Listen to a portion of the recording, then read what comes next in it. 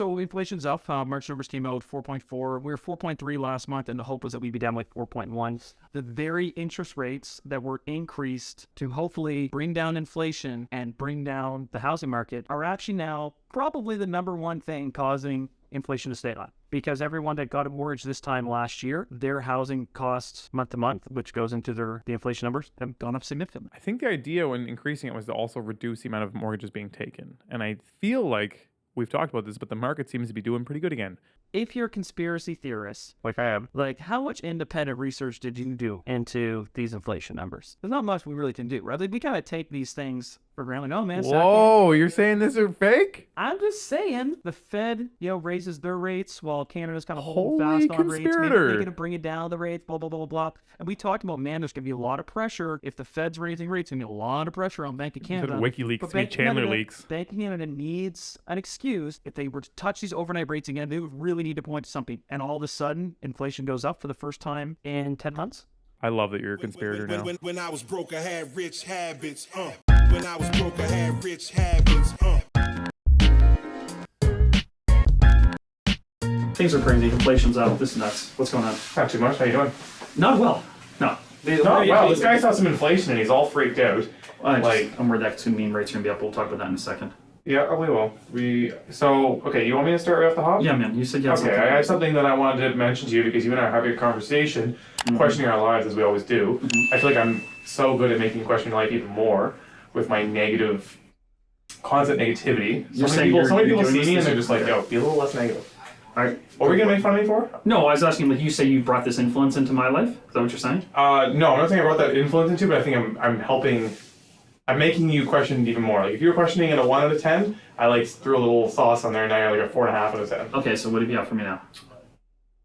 Bill Gates is full of regrets about missed vacations and broken relationships in commencement speech. You are not a slacker if you cut yourself some slack. That's what Bill Gates said. Bill Gates said that. He's got $150 billion. We all know who he is. He founded Microsoft. Absolute workaholic. He talks about how when he started Microsoft, he was on this mindset that you work 100 hours a week, you never take time off. That's being a slacker. He set up one of his first offices facing over the parking lot so he could see who left first. Right. He would watch who left first, and he would grind his employees, and he would grind himself. And he said at that age and that time in his 20s, in his head, he's like, I will do this every day for the rest of my life to be at the top. And now, commencement speaking during kind of his retirement and slowdown. Yeah, while he's loaded. He's broken it off and everything. And again, most people will say, now that he has made the money, it's easy to say this, but he says, I look back and regret not taking the trips, regret not having some more fun nights, regret not relaxing a little bit. This is something we talked about a couple months ago, and we're kind of going through it right now, and I think people are being forced to reflect because when the market was good, it was super easy to make money, and so it was hard to not get revved up. And I think doing that was the right decision because you need to do it while it's hot in the flow and that's where things are going. But as it slows down, it's like, do you still keep grinding this hard? And now you're not getting the returns. Like, damn, son, I'm grinding hard and the returns aren't as exciting. So what you're talking about, and you're going to make me get sentimental or talk about my kids again or something like that. It's the pink shirt thing. Yeah. I'm showing my arts degree here. I did that before the economics. This one I was all emotional and soft. Sentimental on me. I think I feel two ways about it. Like, I certainly have come to that perspective to some degree, but it's easier to stop, smell the roses, and reflect when you're sitting on a bunch of cash. And I tell my kids that, if you work hard, you have an easy life. Yeah. If you don't work hard, you have a hard life, and that still reigns true to some degree.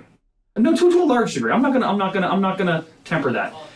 He could have pulled the chute earlier. Define easy and hard. Jesus. I think that if you want to have any sort of, not just creature comforts, but the comforts of being able to, put food on your kids. Like he said, I wish I had more time to spend with my kids. Like, well, yeah, that's great, but also you need to feed the kids and you need to shelter them and you need to clothe them and all these things. So you do need to work. There's a lot of people out there that work their tails off and can't do those things. So I don't think you can just say, oh man, I just wish I took more time to stop and smell the roses. That's a luxury belief that he has there, right? What? Yes, it is, but I don't know that he's just targeting, you don't have to be insanely luxurious to get And what communication was he speaking to? That's a good Because question. telling a bunch of rich kids at Harvard that, you know what, like, take that year abroad. Well, yeah, no kidding. Oh, it's a tech talk? To the forestry and engineering graduates of Northern Arizona University. Okay, that's not Harvard. I don't know what that is, to be honest with you. It could be an Ivy, I don't know. Not Ivy, but like, could be one of the big ones. Okay, I agree with what you're saying, but I think it could be something that everyone could take a moment. Again, depending on your financial situation, if you're in a position where, yes, you can't even pay your bills, that is a little different. But if you're in a position where you're able to pay your bills and it's that point where you're going after more. And I don't think anyone should just be like, I can just pay my bills, now I need to stop. Like, you need to have a rainy day. You need to maybe work to the point where you don't have as many bills. Yep. The problem is, then when do you stop? Right? Yeah. And this is where I'm at in my life, and you're hitting this somewhat younger. I was actually thinking today, because everyone rags on me when you go to town. I don't know if you know this. No, I don't. This is kind of hilarious. So everyone goes, oh, Neal's away again, eh? Like, they always make this little comment Leaving about tomorrow. it, right? Yeah, Neal's leaving again tomorrow. And I was like, thinking to myself, like, yeah, Neal lives the life I want to get to the point that I'm living, which is funny where I'm older than you and blah, blah, blah. But Yeah. Once you've established yourself and you can pay all your bills, what then do you do at that point? Like, you've made enough money that, you could, in theory, start buying your time back. Right? Like, you have enough money there. Buying it back. Oh, yeah, I guess with it coming forward, yes. Yeah, Okay. right. Yeah. And do you do that, or do you continue to try to acquire more money? Right? And it becomes this ego thing at a certain point, and ego is great. It can be a great motivator, it can be a great tool, but when do you shut it off? When does it start ruining your life? When does it start ruining your life, right? When does it become an enemy rather than a tool? And I don't know. We're both at that point. Like, you're very successful at a very young age. Yeah. In theory, you could take some time now Yep. and stop and smell the roses and do whatever Bill recommends. I kind of felt a pressure to continue because I was starting a family and I had kids. Like, okay, I need to do more than just enough for me. I need also some for some future humans here, right down the road. Yep. But now also I could say I probably have enough now, and I haven't stopped and smelled the roses. And yes, if I were on my deathbed today, I'd be like, damn, man, I wish I wasn't on a Zoom call for 45 minutes at my kid's first baseball practice last night, because I was, right? Mm-hmm. And it sucked. I was like, what am I doing? In that case, that's something I said yes to that doesn't even have a monetary thing. It's more like, oh yeah, like, I want to say yes to this because this is the sort of, action I want to be in, right? Like, it's like a business related thing that I was on. So, man, or like my kids out there playing baseball, right? Like, so I get it, but I had to get to a certain point that I feel good resting on these laurels. If you are going to rest on laurels, make sure those laurels are pretty damn good and established. That's what you want. But what were you saying? Okay, so you're that's the your take. ambassador That's your of this. take. That's your take. Let me give you my take on that. So, I respect Bill for saying this immensely because I think for the last 100 years, the idea has been to just grind your ass off, and I think the world rewards you in a lot of weird ways for it. I can see myself as you have success, you get pumped up and touted for it, and so it's hard to not want to keep doing it because on top of enjoying the success, you're enjoying what you get from it as well, which is like you said, there's an ego portion of it that gets fed as well. And so it's like you get almost everything in your world seems to be better, but you start to lose your time. And I felt that way. I was saying to a couple of my buddies, like, the last 5 years, I don't remember anything because I was just working so much. Same. And you kind of feel the same way.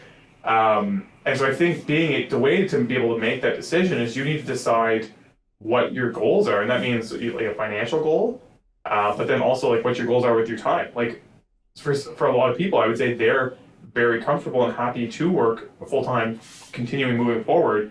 But they're like, I want 9 to 5 and I want to be comfortable to cut it off at 5. But I like having the routine of going full-time. I like being out of the house from 9 to 5. I like the people that I work with. I like seeing them. I enjoy my job. And so I want to keep that. That is not something, even if I had the money to, I don't necessarily want to eliminate it. You see people who win the lottery and they maintain their job. Yeah. Because if you think I taught it at school for years past needing it because I kind of liked doing it. Exactly. There's a ton of people exactly. They continue to educate themselves. So I think you got to look at your goals of what do I want to spend my time on? What do I want to pursue? What do I want to leave on this earth? What kind of mark do I want to make? And if you create kind of that picture, then you can tailor your life to that. And again, I think finance is just one piece of like probably 5 or 6 that you should really be considering. It's unfortunate that everything is very important on the finance aspect, but I also think a lot of us, I feel this pressure, and I think you feel pressure to stay like maybe where you're born or where you spent a lot of time. And sometimes it's not necessarily the most financially prudent decision to make. Like, it's like you could buy a duplex, here to bring us back to real estate. You could buy a duplex or 2, and if you can get them to a point where they're cash flowing a few $1,000s a month, you could bounce and go to like Thailand and never work a day again in your life. And you could eat fresh food every day. You could live a very nice life in a very nice home and literally never stress again about anything like that. And if that's what your objective is, that's amazing. The weather can be amazing. And then you say, oh, there's a rainy season? I'm flying back here. Yeah. And I'm going to be here for the rainy season, and I'll stay in one of my units. And to be honest with you, I'm actually going to ask this guy. I have a friend. I hope he listens, but he kind of did this. He set up, he was going hard here. He was buying a ton of real estate. He was growing super fast. And then he kind of, he's like, what the hell am I doing? Sold it all, bought some commercial assets, and he left years ago. And he's traveling the world. I think you have a friend that also did this. Yeah. And that's what they wanted. That was their vision, and they made it happen. So anyways, I don't know. All to boil it back to the original article, like, I think it's really good to see some of these guys saying this, because really, I know we're saying, oh, he has all the money, it's great now. I don't think he feels any better being like, oh, now I'm sitting on my big yacht. I always joke with them, like, it's nicer to cry inside a Mercedes, but it's way nicer to cry inside a Mercedes. But I don't know. I honestly don't. But if you're crying all the time in your Mercedes, that's the problem. Yeah. So I mean, that's a different issue altogether. But I wanted to bring this up because I think our podcast feels like it motivates the idea that you need to just grind your ass off, and I don't think you need to. I do think if you have certain goals and things we've talked about and achieving those, I think you need to get there, but I don't think it's the be-all end-all, and I don't think it's a better way to operate your life. But I do think, this is the problem, it's all like, who's receiving the message, and how are people going to like co-opt that message? Because I would love to tell my kids, like, hey, there are more important things in life than money. Because that's true. Yep.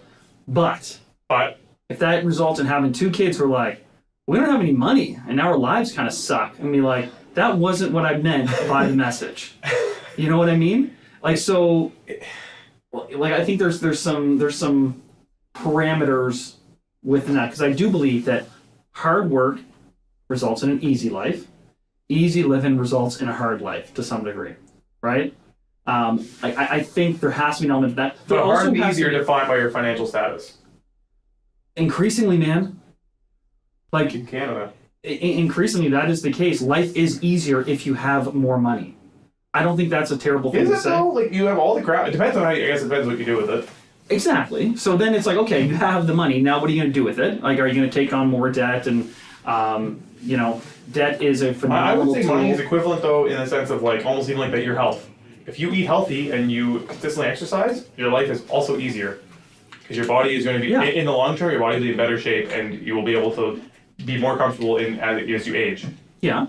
Exactly. So I feel like it's another one of those things. It's just but maybe you don't need to be like, you don't maybe need to keep pushing and doing. It's like maybe it's good enough to just be in like decent health, right? Yeah. Yeah. Everything in moderation, I suppose. I guess my thing is, I also believe that you will find gratification and contentment in life if you're doing something with purpose, and something that I don't mean just with purpose for you, but also with purpose more broadly speaking. Like, one of the things, and I know landlords get shit on or whatever, like, I genuinely like improving my community and taking a building and renovating it and seeing that process literally, through. You live right in the middle of all your buildings. You know, I do. Like, I enjoy that, right? Yeah. And I enjoy being part of my community, and that's a way that I feel like I can be part of my community.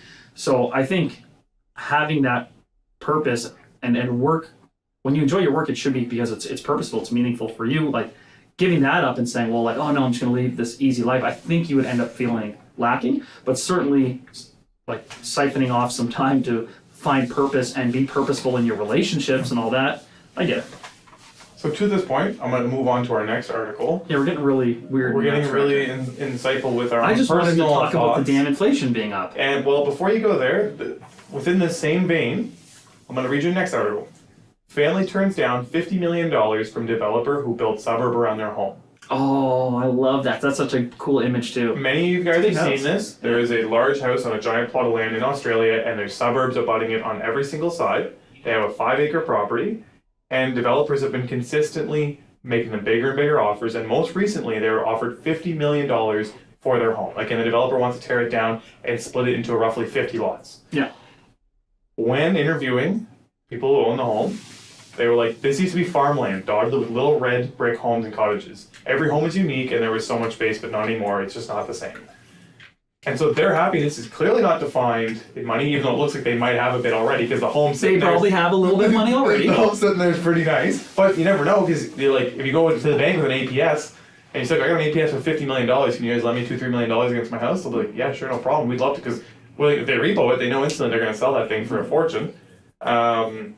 But I think this is that same concept. It's the idea of like, here's a family that what makes them happy is having a big parcel of land, having the space and the privacy, enjoying what they know. But they're literally these people living in the big house. You know what I mean? Like, oh, this was all farm around here. We're in the big house. It's just not the same. It's defined as a Windsor Castle style home, features a 650-foot driveway. Yeah. So again, it might have some money in the background to begin with. There's a great article out there that I really encourage people to check out. It's called Luxury Beliefs, or it's, I don't know, if you Google luxury beliefs, there's this really interesting article that this, I don't know if it was a postdoc student or a professor wrote, and how it's really easy for super rich woke people to give all these life lessons out there to people that, you know, they have the luxury where they can believe, like, you know what, there's just more important things than money, man. Sometimes the most important thing is just having a 650 square foot driveway, right? Like, other people don't have the luxury of thinking that way.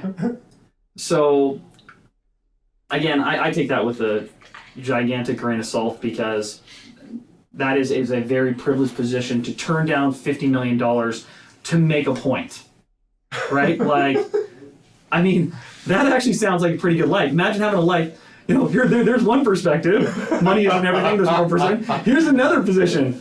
You have so much money that you can turn down $50 million just to make a point. That's the bigger takeaway. Like, hey, when you have so much money, you can turn down $50 million just to come off as morally superior to someone else. Like, that's a pretty damn awesome life. The other way to look at this is kind of funny. First of all, they're getting a ton of support. Like, the fact that most people sold out years and years ago and that these guys have held on, all the credit to them. Another person said, what was the other person said? They just want to live in peace. Poor guys. Poor guys. Oh. And another person responded, at this point, I think, wouldn't $50 million be enough to buy the same house on another piece of land? That's not going to happen. But the other way to look at this is, that's one family holding up homes for 50 people, for 50 families. Man. So on top of it being a luxury too, you can fit like 4 lots on my house. Probably. Yeah, but you said you had a family living upstairs and a family living downstairs. I have my cousin-in-law living upstairs. You got a full house. You could start a sitcom in there. But actually, that's eerily similar. I didn't think about that. How similar a situation is to Full House. Jesse and Rebecca up in the attic. It's just Brad. Yeah. So there is a lot of ways to look at that. Anyways, I thought it was kind of interesting, and it is a super cool picture. I honestly think a lot of people have seen that because it was trending. It's trended on Instagram probably like 15 times over the last 2 years because they keep getting bigger and bigger offers. Then I'm going to bring up one because hit me.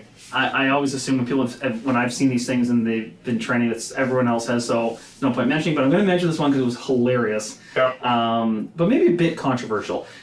It was these two guys are talking about how like cancel culture and separating the artist from the art.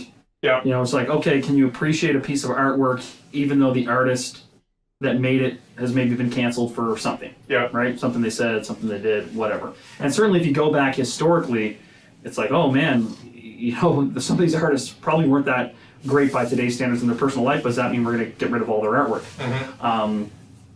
And they make the reference of like, how many people have ever like said, oh, I'm not going to go into that building because the developer who built that building, you know, said something inappropriate, or like the people on the people on the construction site made like an inappropriate joke. Like no one's boycotting the buildings.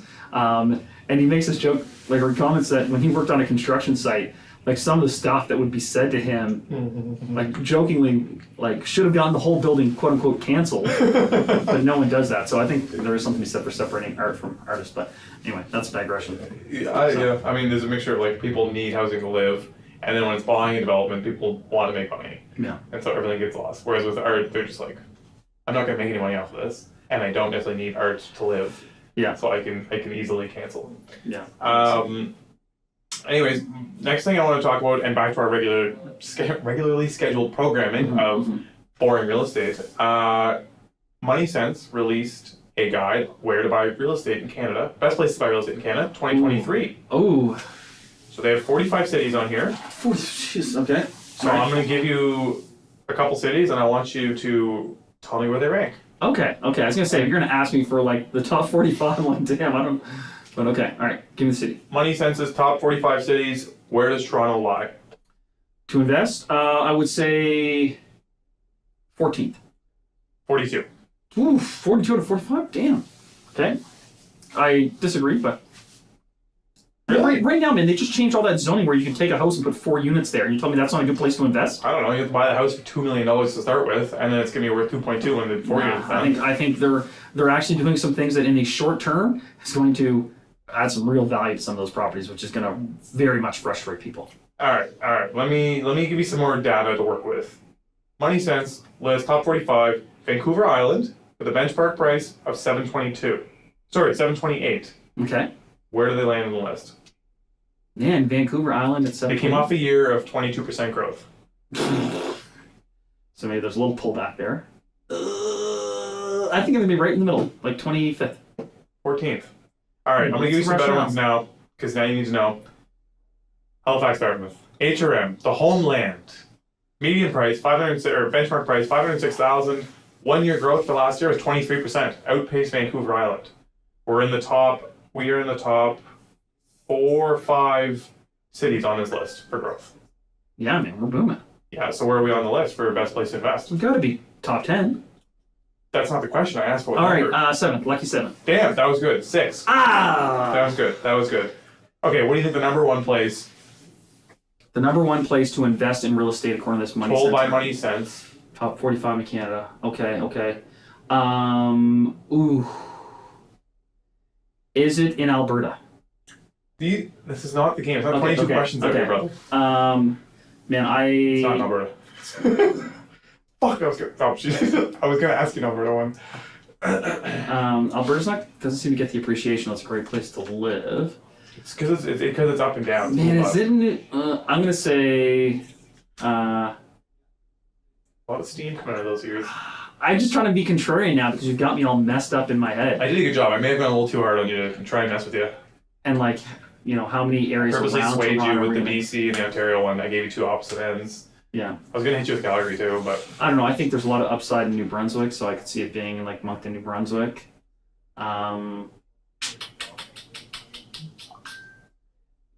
Yeah, whatever. Ottawa and Moncton, New Brunswick. Those are my 2 choices. you can't keep. Give me 2 choices of 45. Or where are those 2? Just tell me where those 2 are. Okay.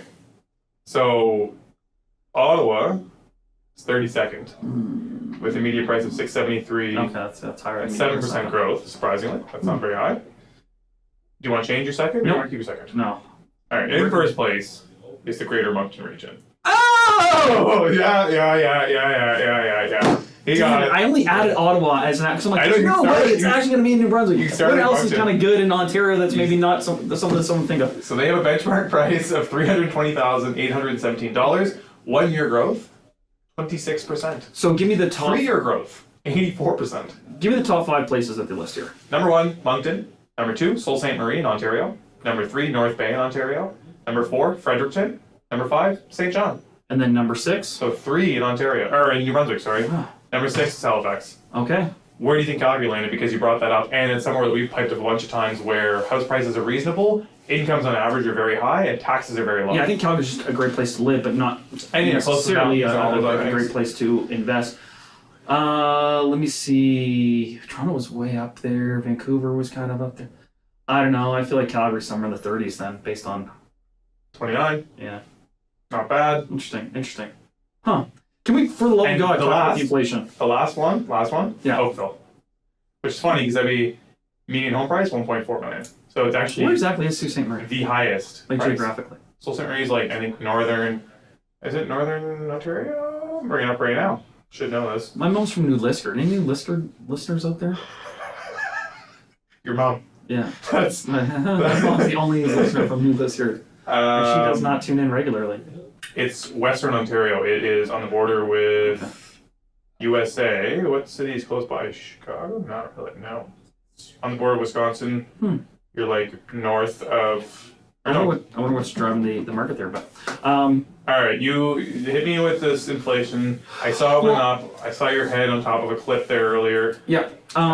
So inflation's up. March numbers came out 4.4. We were 4.3 last month, and the hope was that we'd be down like 4.1. And there's also realized like it's a self-fulfilling prophecy because things were so crazy this time last year. It just makes sense that our inflation this year is not going to look as bad by comparison. Like that's kind of just makes sense. Yeah. So when you see it actually not do as well as you were hoping, it's especially concerning because it's like, wow, like remember how crazy expensive things were last year, and to still be up 4.4% from that is discouraging to say the least.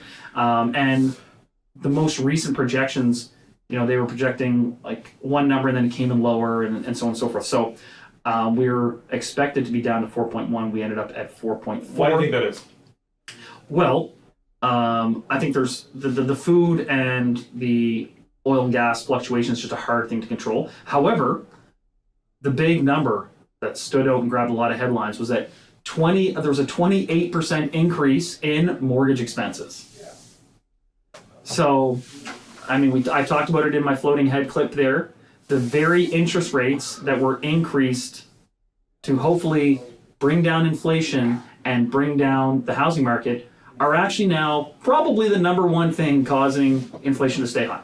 Because everyone that got a mortgage this time last year, their housing costs month to month, which goes into the inflation numbers, have gone up significantly. I think the idea when increasing it was to also reduce the amount of mortgages being taken. And I feel like we've talked about this, but the market seems to be doing pretty good again. Volume is strong. Yeah.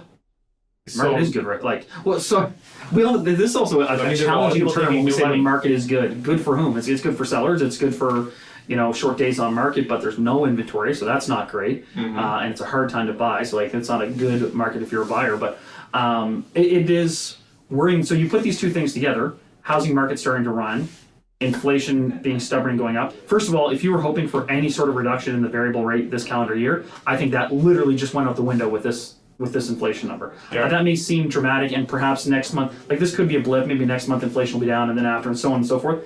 So maybe not, but that's enough that, my gosh, they're definitely not changing rates at their next meeting announcement. Probably not even the one after that, because they're going to want to see 2 or 3 more months in succession. Like they're going to want to see that interest rate comfortably into at least the 3s before they think of backing down on the overnight rate. And now at 4.4, like if we have a good next month, maybe that'll hit the 4.1, and the month after that maybe 3.9, then maybe 3.8. They're not going to touch that overnight rate until we're mid or low 3s. I really don't think, and that may not happen by the end of the year. But don't you think them raising that rate is going to help to bring that down? Because it's going to try and, again, when they were raising the rates, mortgage expenses were not flying because people were not going and getting new mortgages. But people are not feeling comfortable because, like, well, this is how it's going to go. I'm going to go ahead and get a new mortgage. Well, this is the concern, is like, oh my God. Someone commented on the Instagram, like, does this mean TIF is going to increase? And I just put barf emojis down because I don't even want to think about that. But I also, man, if you're a conspiracy theorist, like I am, like, how much independent research did you do into these inflation numbers? There's not much we really can do, right? Like, we kind of take these things for granted, like, oh man, whoa, you're saying this are fake? I'm just saying the Fed, you know, raises their rates while Canada's kind of holding fast on rates. Maybe they're thinking of bringing down the rates, blah, blah, blah, blah, blah. And we talked about, man, there's going to be a lot of pressure. If the Fed's raising rates, going to be a lot of pressure on Bank of Canada. WikiLeaks, but Bank of Canada needs an excuse. They need a reason. They need something to point to. If they were to touch these overnight rates again, they would really need to point to something. And all of a sudden, inflation goes up for the first time in 10 months. I love that you're a conspirator now. Yeah, I don't know. But it gives me... I don't know. It's a heavy conspiracy. You're understanding they're fudging the numbers. I'm over here saying they're fudging the numbers. Because let's be honest, man, these bundle of goods are so... I don't want to say subjective, but man, like, there's a lot of variables going into that. I I have no more comments except for the fact that I think rates may go up a little more. You think the variable rates? I mean, our fixed rates are going back up now too. So if you have a fixed rate now, I can promise you with that inflation number, yields went up, which means the new fixed rates are going to be up. CMHC rates are going to be up. I know. Right? So I think I locked them in, hopefully. so I can just tell you, if you got a locked-in pre-approved rate, you might feel some inclination to buy during your 90-day rate hold now, because you may not be able to get that rate again. But who knows, right? Maybe it's a blip, maybe it's a blip. We'll see what the next numbers are. I think rate prices are going to go up. Like I said, money's already going up in cost again, and it's going to continue that way. And it ultimately, I think the slowdown is still to come. I'm still on that, and I think the slowdown is still to come. There's no way. People are living too good, man. People are still living too good, he says. People are living way too damn good. No, maybe they should just stop and smell the roses more. Maybe that's the issue. Holy shit. It's just a very full circle. Maybe we should, because you know what? I think a lot of times we get in this hot water is because the same idea with working so hard is so we can spend so hard. Okay, good counterpoint. New vehicles, good counterpoint. New phones, new clothes, eating out, chillax.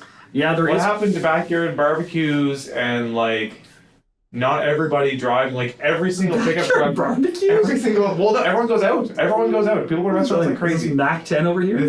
Backyard barbecues. Look at the cars this parking lot. They're all new. You know what? They're all new. Where's the cookout? Where's the cookout? Where's the cookout at? We need to do street cookouts. Oh my gosh. This is how we. Neal's solution to inflation is more neighborhood cookouts. More neighborhood cookouts. Costco buy everything. There we go. We fixed it. Right?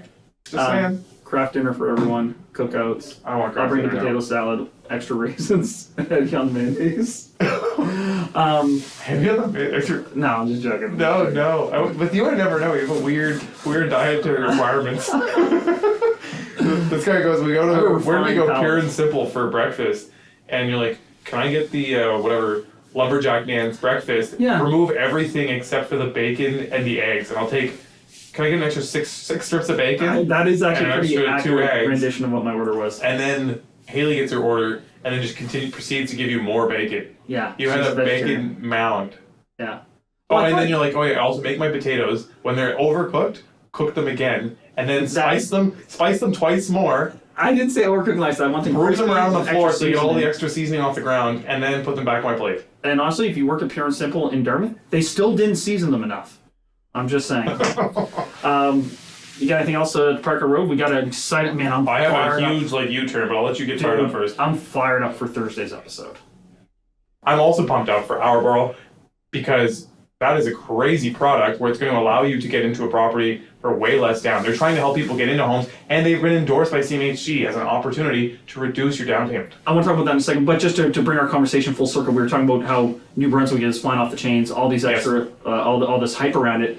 If you haven't gone back and checked out last Thursday's episode, so when you're watching this, the previous Thursday's episode, we have a top producing realtor on from New Brunswick. He also has a couple rentals. We're going to talk to him about that market. So if you're interested in New Brunswick and you haven't watched last Thursday's or listened to last Thursday's, go check that out. This Thursday, we have our borough, which is very, very interesting. So we've talked about these programs before where you get zero money down and the government gives you money and they take a stake in the property and register it as a mortgage. Our borough is not that. They're mainly designed for really expensive markets where the barrier to entry is high because you need 20% down payments, and the only people able to do that, it's because of generational wealth. Their parents give them that money. Yeah. So they've had a huge amount of success with people trying to get a foothold in more expensive markets by lending them just down payments and investing essentially in the home and in the appreciation. So check out this Thursday's episode for these. They should have named the company Mommy and Daddy or something instead of Or something not Mommy and Daddy though. It's the opposite, right? It's sadly for people the statistics nationwide. People who don't have the opportunity to get that from someone else, and so they're making up the difference and they're being a part of your. Yeah, they're investing. They say they actually say it's not a loan; it's an investment. We're investing in the property with you, and it's a really, really cool model. So that's this Thursday. Last Thursday, if you haven't watched it, a realtor from New Brunswick. Neal, last thing you want to pivot to before we wrap up here? Well, if you're a realtor, first of all, in another province and you're interested, where you're trying to create a time for everyone to come on in every different province and talk about their market for investing and what's going on there, because we obviously don't know. We're not boots on the ground in Ontario. We're not boots on the ground in Alberta. We're not boots on the ground in BC. So we want you guys to come out or just come on and tell us about your market. So reach out if you are a realtor in one of those areas and want to do that. Yeah. But the last thing I want to mention is Toronto started a plan called the Toronto Housing Now Plan. Oh yeah. 4 years ago, the idea was they were going to give city land to developers to privately develop the land, and then it was going to either get sold or bought back and operated as affordable housing. Okay. 4 years ago, eh? 4 years ago, 2019, not a single shovel in the ground on a site. Ooh. In 2019, they set up land for 10,000 affordable homes. 4 years later, no shovel in the ground. The Housing Now is designed to convert surplus city-owned properties such as parking lots into new housing developments with a minimum of 1/3 of those affordable units at no more than 80% of market rent. It's almost like it tells you that the private sector cannot build affordable homes. That's almost Even- what you'd think you'd take from that. Even when you give them the dirt for free. Even when you give them the dirt for free. Again, we have said that true affordability can only be accomplished when government builds the housing. And that's just the reality of it, man. And no one wants to hear that.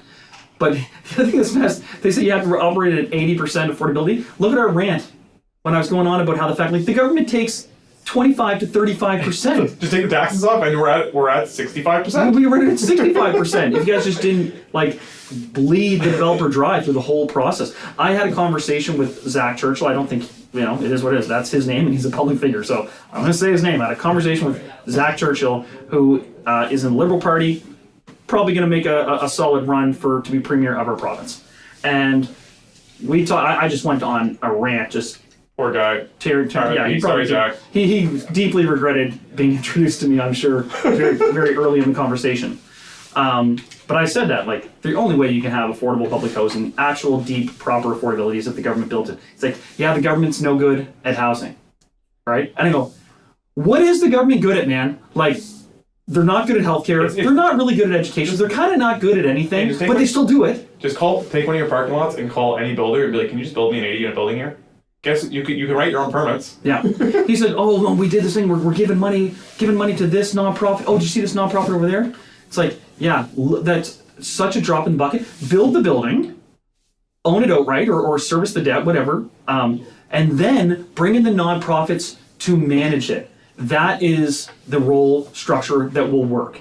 That's what it is. I'm here for a conspiracy because we all like a good conspiracy, but the government genuinely, I don't think even really wants the affordable housing because they make it so impossible. So part of this Housing Now program was that 33% of the units to be built are owned by the city and operated by the city agencies, and the rest can be kept by the developer. And it's like they added so many little requirements, and they're like, no one's going to end up actually doing it because it just financially does not make any sense. And so what they do is they make it so impossible. Like, they can't be stupid to the fact that, like, if you do all those things, no one's gonna build it. Like, I genuinely believe that I can't. It starts to make you wonder. I genuinely believe that they don't want. They really just don't even know what they want. Do you think the city wants an affordable building to go right in the middle of downtown Toronto that houses 2,500 people who can't afford to be living there? Well, one, possibly not, but two, it gets them paid way more money if it's unaffordable. They make way more money if it's unaffordable. Yeah, exactly. That's what the city benefits in every way if it's unaffordable. This is just them being like, well, look what we did. We offered everything, and no one took the bait. Check out this shiny, symbolic gesture. Yeah, and nothing happens. Yeah. But anyways, that's what I want to say for today. Zach Churchill, if you're listening to this, you can come on the show. Smell the roses. And smell the roses, buddy. Yeah, we went to St. Mary's together. I think he's a hardworking guy. There we go. I saw him in the Commerce Lounge. Think about your goals. Think about what you're trying to do. Take a minute. I am going to say I've been on the grind, and I'm trying to do that now. And it's nice to take a little step back. You really need a vacation, Neal. Good news is, I just got back from one, and I'm leaving tomorrow. Yeah. All right, thanks for listening, guys. Listen, please share this, tag us, ask your questions, send it to a friend. If you know anyone who might get some entertainment out of this or some information on this, please share it to them. We appreciate the support. Thanks, guys. Peace. Thanks so much for watching the episode. I hope you enjoyed it. If you did, press like. Don't forget to subscribe. But also check us out on Instagram and TikTok. You can find all the links below. Thanks again for checking us out. Broke, I had rich habits, When I was broke, I had rich habits,